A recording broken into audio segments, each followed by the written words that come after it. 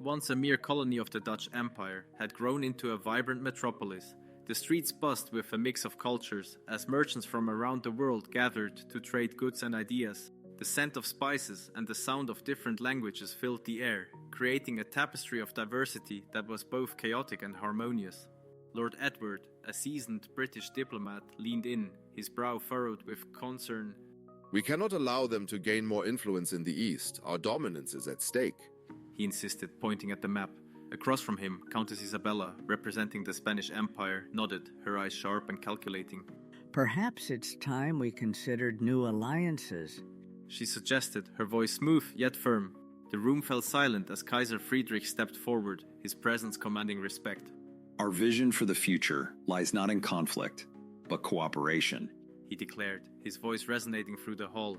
The gathered elite exchanged glances, some skeptical, others intrigued by the prospect of a united Europe under German leadership. Aisha, a savvy merchant, watched the negotiations with keen interest. Her eyes caught Marcus, a Roman envoy, as he approached with a proposition. The Romans seek to strengthen ties with your people, he explained, offering a scroll sealed with the imperial emblem. She nodded thoughtfully, aware of the shifting powers and the opportunities they presented. Empress Mako stood beneath the cherry trees, her presence serene yet powerful. Let us forge a path where all nations can thrive, she proclaimed, her words a promise of a new era. The delegates nodded in agreement, their differences set aside in pursuit of common prosperity. As the sun dipped below the horizon, the new world order began to take shape. Powers shifted, alliances formed, and a new chapter in history unfolded. In this alternative world, cooperation replaced conquest, and the promise of a united future beckoned. Hungarian Empire thrived, its grandeur undiminished by the spectre of war. Emperor Franz Joseph stood at the edge of the ballroom, his eyes surveying the scene with satisfaction. The empire's unity, once fragile, now seemed secure, woven together by a tapestry of diplomacy and cultural exchange.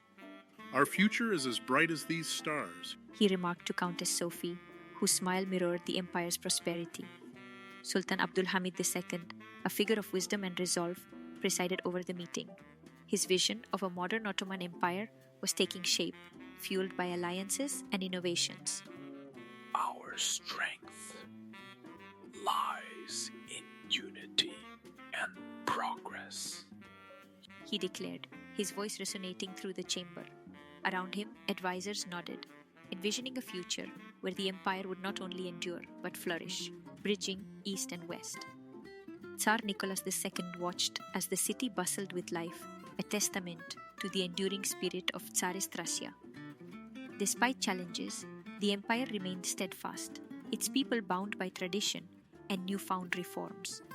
Our strength is our people, united in purpose, he mused, turning to Grand Duchess Anastasia, who listened intently, her eyes full of hope for a future unmarred by the shadows of conflict. Composer Bela Bartok stood by a grand piano, his fingers poised to play a melody that captured the heart of the empire. As he played, the crowd swayed, their spirits lifted by the harmonious blend of tradition and innovation. Music transcends borders, uniting us all, he declared, his notes weaving a story of resilience and unity that echoed through the halls. Chancellor Otto von Bismarck raised a glass in a toast, his diplomacy having forged a lasting alliance. To a future where empires stand together, not in conflict, but in harmony, he proclaimed, the sentiment echoed by nods and smiles. The vision of a world where these great empires coexisted, their legacies intertwined, seemed within reach. Historian Ivan Petrov perused the tome chronicling the unbroken empires, marveling at the paths not taken. History is a tapestry of choices, he mused, fingers tracing the spine of a book. The stories of these empires, their endurance and evolution, served as a reminder of the enduring power of unity, vision, and peace. Was filled with anticipation as Archduke Franz Ferdinand and his wife, Sophie, rode through the streets, waving to the gathered citizens.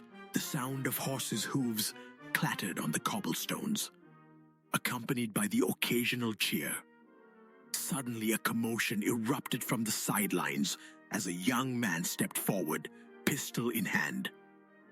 Gavrilo Princip, eyes locked on his target, raised his arm, but before he could fire, A quick-thinking bystander tackled him to the ground.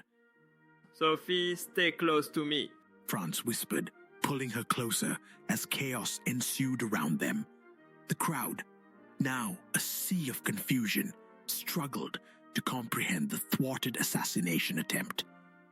Guards swiftly surrounded the couple, guiding them away from the scene as police detained Princip. Franz Ferdinand sat in a plush armchair, the gravity of the day's events weighing heavily upon him. Across the room, Count Leopold Berchtold, the Austro-Hungarian foreign minister, paced back and forth, his brow furrowed with concern. We must respond decisively, Your Highness. The world must know we will not tolerate such acts. He urged, his voice firm. I agree, but we must act wisely. A hasty retaliation could plunge us into chaos. Franz replied, his tone measured. He understood the delicate balance of power in Europe and the potential consequences of any rash actions. The room fell silent, the weight of diplomacy and responsibility hanging in the air. The atmosphere was tense as representatives from major European powers convened to discuss the recent assassination attempt. Sir Edward Grey, the British Foreign Secretary, leaned forward, hands clasped in front of him. We must seize this opportunity to strengthen our alliances and prevent further instability, he proposed, his voice echoing through the hall. Raymond Poincaré, the French president, nodded in agreement.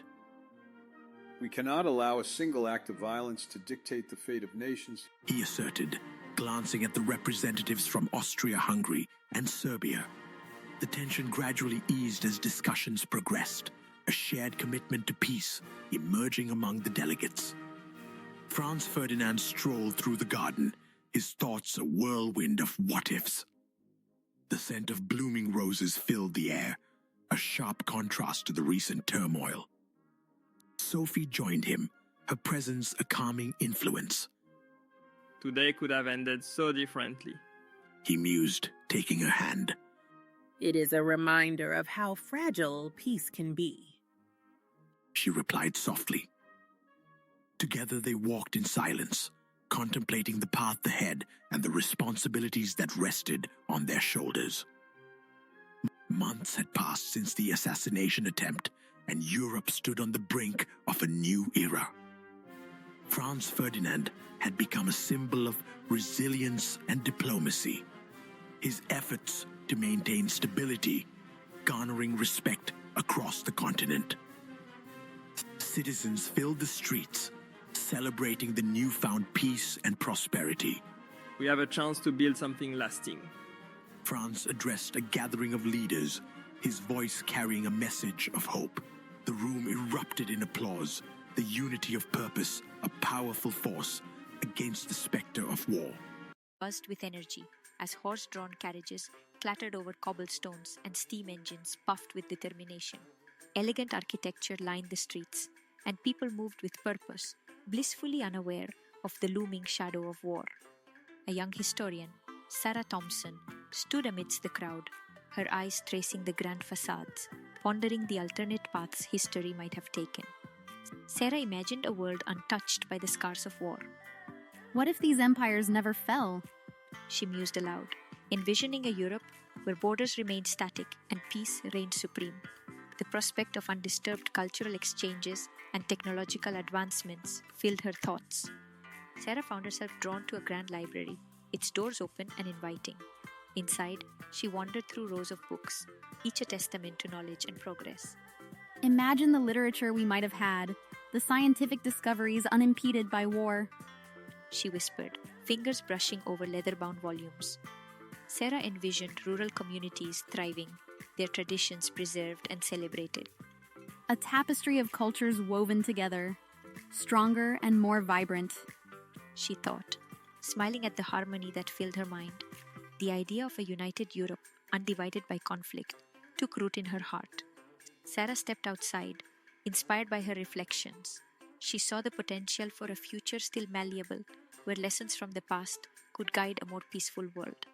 Perhaps it's not too late to learn from what might have been. She considered, her resolve to share her vision strengthening. Sarah stood resolute, determined to explore these alternate histories and inspire others to ponder the possibilities. The past is but a prologue, she declared, ready to embark on her journey of discovery and hope, inviting others to join in her quest to imagine a world reimagined.